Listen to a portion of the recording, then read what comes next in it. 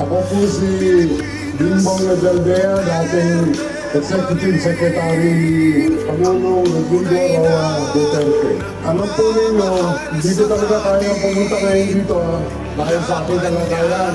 Meron na ako isang bagay na gusto i-share sa inyong lahat. Tinatawag nila ako na best friend ni Duterte. Hindi, ang tunay na best friend ni Duterte, ikaw, kayo. Alam ko po yun dahil sa 6 na taon na pagsilbi niya bilang Pangulo ng ating bayan, iisa lang ang kanyang kaibigan.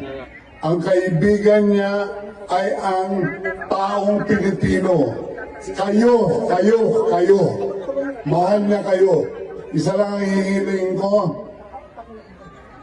Pagdasal nyo lang siya at suportahan natin itong laban na ito na dapat kung kailangan may hustisya, dapat ibigay sa ating bayan. Yun lang po.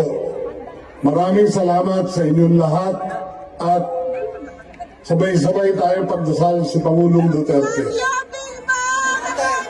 Salamat po. Duterte.